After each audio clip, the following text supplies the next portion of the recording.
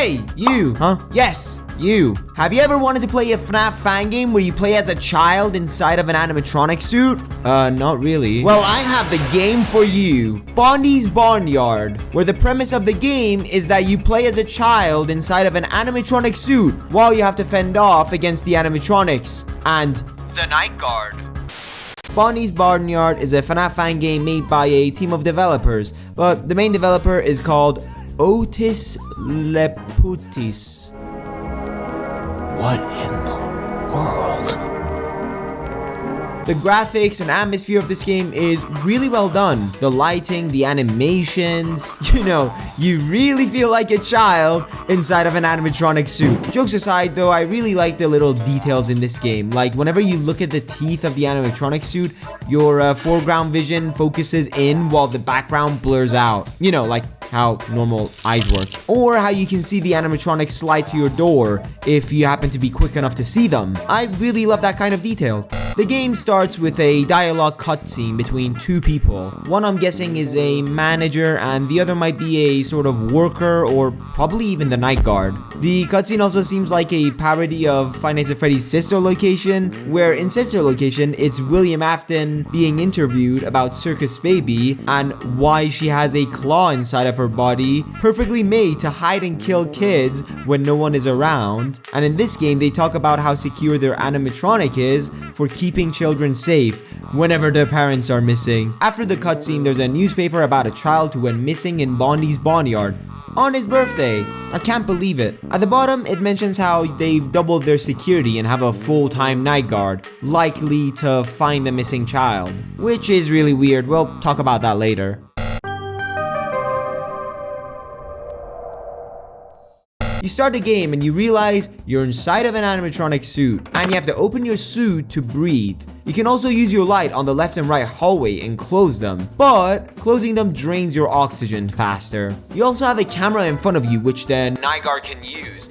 If he's on the camera, you'll be able to see yourself in the monitor, which is a pretty cool detail. And for some reasons, you have to make sure to not move or you'll get shocked to death. I mean, I don't know how you can't see a child inside of a robot suit, and I have no clue why you would shock an animatronic that's just standing there and doing nothing. We are clearly in very good hands. The game is structured like every hour is a night, and for every hour you get a tape recording that teaches you the night's mechanics in rhymes, which is pretty fun.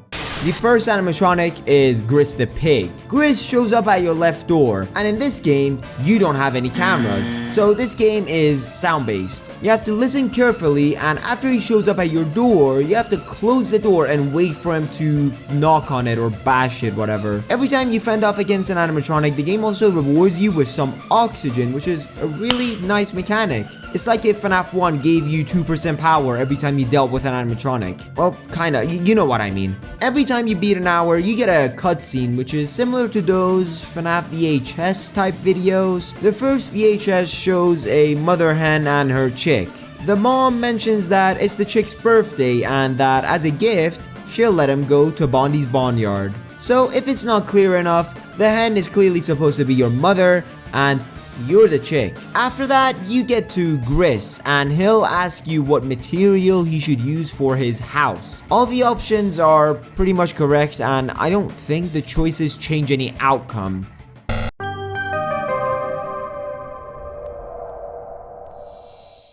Now for 2 AM, you have to fend off against Sean the sheep. Oh, never mind. I meant Forley the sheep. I'll call him Sean though. I also like how the game teases who you're going against by showing them in a cartoony art style before the night starts. Sean shows up on your right and he usually moves much faster than Gris. Probably because Gris is morbidly obese. There's also a chickling animatronic where your monitor will switch to the chickling, showing him running to your office, like Foxy.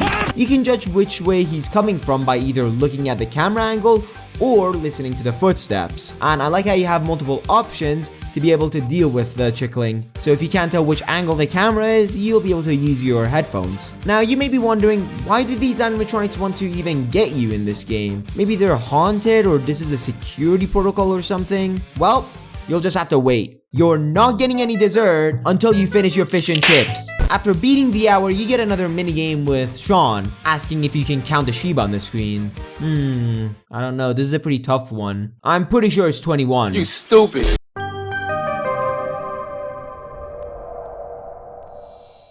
For the third hour, Farmer Bondee himself will show up. So he's obviously supposed to be some sort of main character, sort of like Freddy. So how do you deal with the Bondee farmer himself?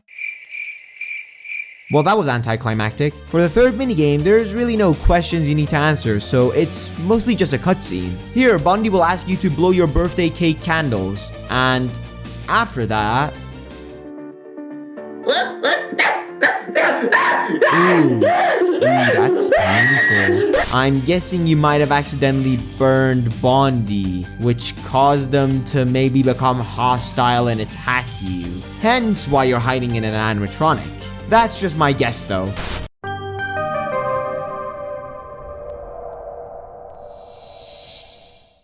For night 4 and 5, there's really no difference and no new animatronics get added. They just attack you more frequently, which is a cheap way of increasing difficulty in my opinion, but it's not that big of a deal really. It's not the first time I've seen a FNAF Fangame do this, that's for sure. You'll have another VHS cutscene after night 4 though, and you can clearly tell that the child's mentally scarred from what's happened, and his mental health is slowly deteriorating. The last character you meet is Cow the Cow, or as I like to call him, Otis from Barnyard.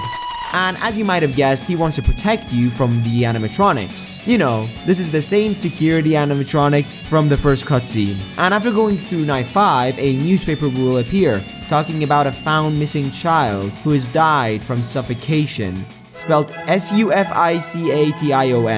Suffocation. And that's it for the main game. Now, after beating the game, you unlock extras, custom night as always, and night mode. Night mode is a challenging night where you basically have to beat the whole game in one go with no breaks. Now, GigaChat me obviously beat both custom night mode and night mode. You know, like the GigaChat I am.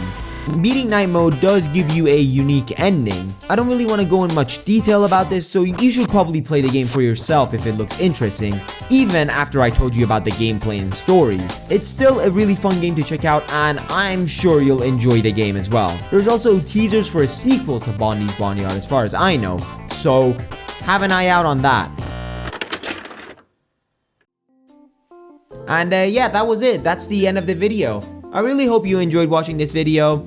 Sorry if this video was a little bit shorter than usual. I'm actually not sure how long this video is gonna be actually. The support on this channel has been crazy. I am already at 5,500 subs as of recording this. It's probably gonna go higher. So as always, I'm really thankful for your support, and if you still want to support me, you can do so by just liking the video and commenting like suggestions. Subscribing and even disliking helps. Like, you don't know how massively it impacts my videos for you to just like and comment. So anyways, thanks for watching, and I'll see you guys in the next video. So yep, see ya.